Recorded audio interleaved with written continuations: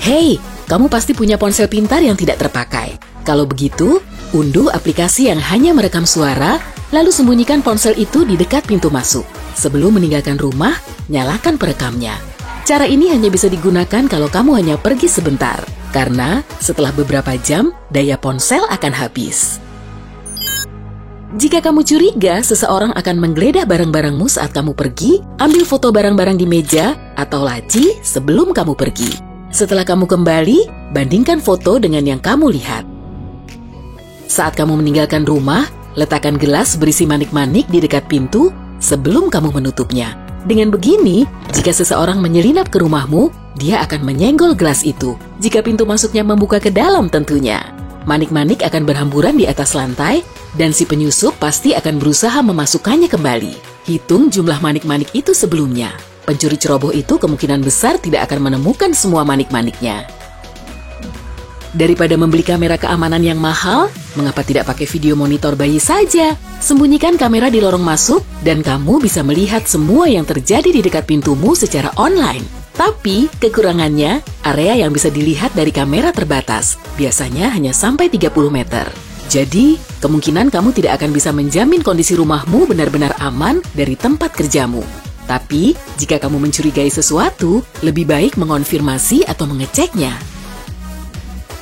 Taruh segelas air di atas karpet tepat di belakang pintu masuk. Sekali lagi, jika pintunya membuka ke dalam ya, saat seseorang membuka pintu, gelas akan terguling dan air akan tumpah sehingga karpet akan basah.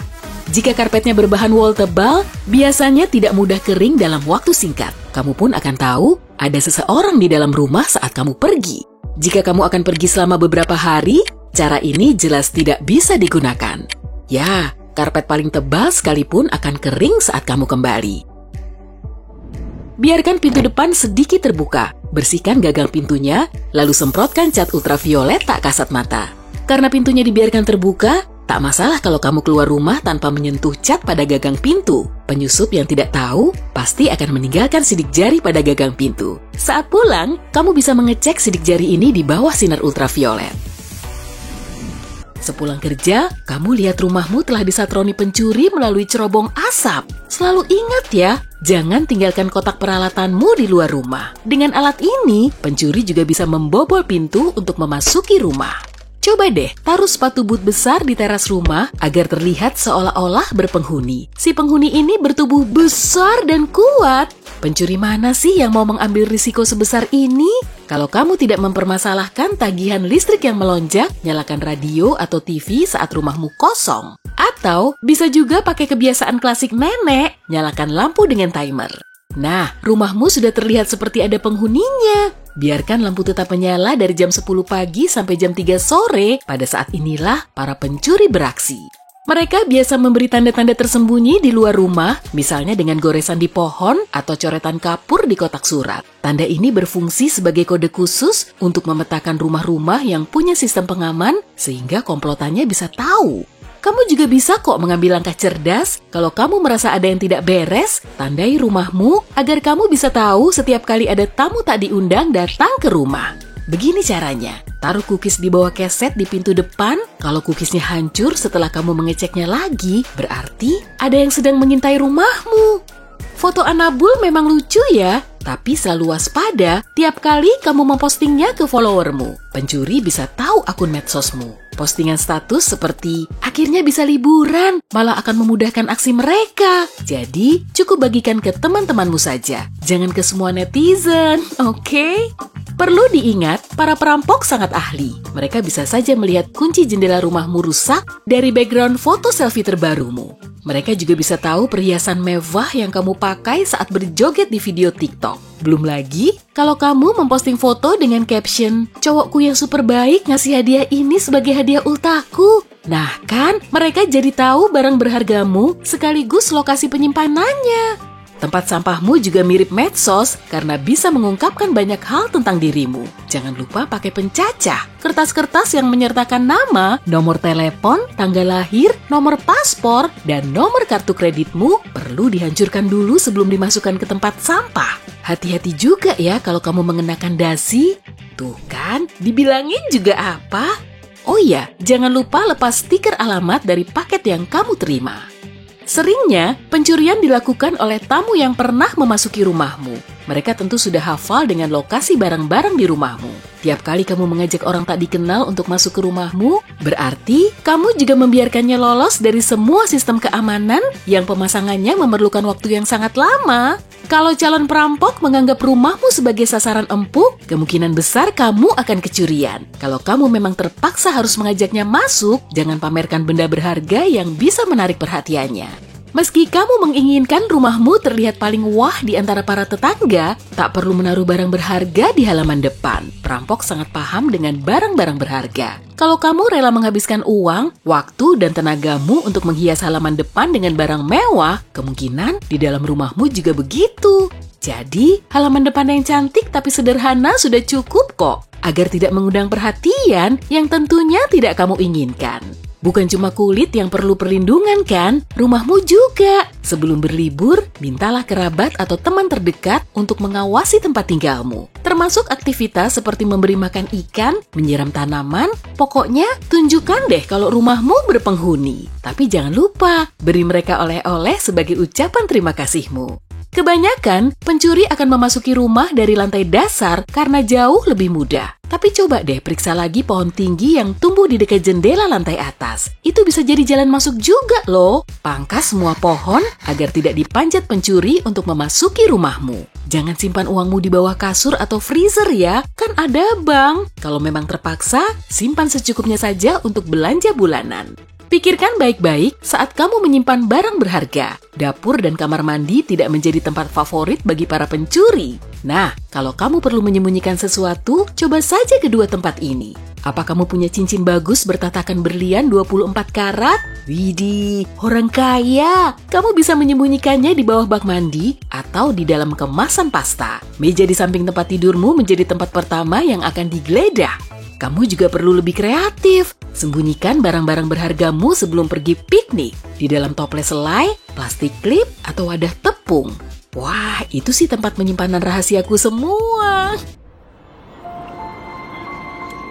Tunggu, kamu dengar suara itu? Sepertinya ada yang mengetuk pintu depan. Padahal kamu sedang tidak menunggu tamu. Mungkin itu cuma tetanggamu yang mau meminjam palu dan obeng lagi. Kamu bangun untuk turun, tapi kamu malah mendengar suara goresan logam di lubang kunci. Kamu berhenti, membatu ketakutan. Beberapa detik kemudian, kamu mendengar suara klik-klik dari pintu. Masalahnya, kamu tinggal sendirian. Pertama, pastikan dulu memang ada orang yang masuk ke rumah. Tapi kamu tidak boleh berisik sedikit pun untuk berjaga-jaga kalau itu pencuri. Lihat keluar rumah untuk mencari jejak. Adakah yang mencurigakan? Apa ada kendaraan tak dikenal di dekat rumah? Mungkin kamu bisa melihat jejak kaki atau jendela pecah? Apa gerbang pagarmu terbuka? Kamu mungkin bisa menemukan petunjuk di dalam rumah. Tapi berhati-hatilah saat mencarinya. Pastikan kamu tidak terlihat. Mungkin lampu di suatu ruangan yang biasanya menyala sekarang mati. Atau mungkin ada lumpur di lantai, padahal sebelumnya tidak. Dengarkan suara di sekitarmu baik-baik. Mungkin kamu bisa mendengar langkah kaki atau gerakan atau derit pintu. Tunggu, kamu mendengarnya? Sepertinya seseorang tersandung meja di ruang tamu. Oke, sepertinya memang ada seseorang di rumahmu. Jadi, langkahmu selanjutnya adalah berusaha keluar dari rumah agar aman. Jika memungkinkan, pergilah sejauh-jauhnya. Kamu bisa lewat pintu depan, pintu belakang, atau bahkan jendela. Jika agak berisiko, kamu mungkin ingin mencoba cara ekstrem lain. Nyawamu jauh lebih berharga dibanding luka ringan. Jika kamu tidak bisa melarikan diri, kunci dirimu di suatu tempat. Biasanya, sasaran pertama pencuri adalah kamar tidur, karena kebanyakan orang menyimpan barang berharganya di sana. Jadi, menjauhlah dari kamar tidur. Tapi, jika tidak ada tempat lain, sembunyilah di kamar tidur, kunci, dan pura-puralah tidur. Tapi jika bisa, sebaiknya sembunyi di tempat lain. Kamar mandi adalah pilihan yang bagus, karena pencuri biasanya kurang tertarik dengan ruangan ini. Sekarang, diamlah. Pencuri mungkin tak akan menghabiskan lebih dari 10 menit di rumahmu. Jika si penyusup tidak tahu kamu ada di mana, kamu tak perlu menghadapinya. Yang paling penting, kamu tetap aman. Jadi, jangan bergerak atau membuat suara apapun. Setelah kamu sembunyi dengan aman, segera lapor polisi. Ingat, saat menelepon, selalu sebutkan lokasimu terlebih dulu jika sesuatu terjadi dan percakapanmu belum selesai. Setidaknya polisi tahu harus pergi kemana. Jika kamu bisa melakukannya dengan lancar, coba perhatikan si penyusup secermat mungkin. Pastikan kamu mengingat tinggi badan, tipe tubuh, cara berjalan, warna rambut, jenis kelamin, usia, dan detail spesifik lainnya yang mungkin kamu lihat. Apapun yang kamu temukan akan sangat membantu. Jika bisa mengintip keluar dan melihat kendaraannya, ingatlah merek, warna, dan nomor platnya. Kemudian, tunggu lagi. Diam saja dan jangan tinggalkan tempat yang kamu pilih sampai si pencuri pergi atau pihak berwenang datang menolong. Tapi pencuri tidak pergi ke sembarang rumah karena tidak ingin ketahuan. Mereka memilih targetnya dengan sangat hati-hati, dan kamu bisa mencegah agar mereka tidak memilih rumahmu. Buat rumahmu menjadi ruang terbuka. Tanaman hijau membuat rumah sulit diamati dari luar. Jadi, pencuri memilih rumah yang punya banyak tanaman. Pastikan kamu memangkas semua semak yang menghalangi jendela dan pintu. Nyalakan lampu begitu malam tiba setiap hari, sepanjang tahun. Terangi semuanya, beranda, jalan masuk, halaman, baik di depan ataupun di belakang. Pertama, pencahayaan yang baik membuat lingkunganmu lebih mudah terlihat dan pencuri pasti menjauh. Kedua, pencahayaan membuat kesan ada banyak orang di rumah dan pencuri tidak ingin ada orang di rumah saat menjalankan aksi. Kunci semua pintu dan jendela. Banyak orang lupa menutup jendela kamar mandi dan pencuri sudah paham kebiasaan ini. Tidak boleh ada jalan masuk sama sekali. Jangan tinggalkan cara rahasia untuk masuk ke rumah jika kamu lupa membawa kunci. Kalau kamu tahu ada jalan masuk seperti ini, pencuri juga pasti tahu. Jika kamu punya pohon yang terlalu dekat dengan rumah, potong dahannya agar tidak bisa dipanjat untuk masuk ke salah satu jendela. Simpan peralatan dan tanggamu di garasi atau gudang terkunci. Jangan biarkan tergeletak sembarangan saat tak dipakai karena semuanya bisa digunakan untuk membobol rumah. Jangan menyimpan kunci cadangan di sembarangan tempat di luar rumah. Sebaiknya, titipkan ke tetangga yang kamu percaya. Saat pindah ke rumah atau apartemen baru, ubah kuncinya jika memungkinkan. Pastikan pintumu terlihat modern dan aman. Pintu tua dan usang yang mudah dibobol menarik perhatian pencuri. Jangan buang salinan dokumen atau struk tidak penting begitu saja. Pencuri bisa memeriksa tempat sampahmu untuk mempelajari lebih lanjut tentangmu.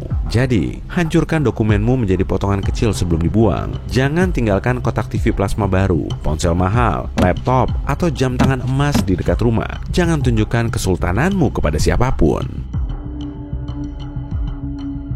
Pastikan nomor rumahmu terpampang jelas dan mudah dilihat. Dengan begini, pihak berwenang atau bantuan lainnya bisa menemukan rumahmu lebih cepat.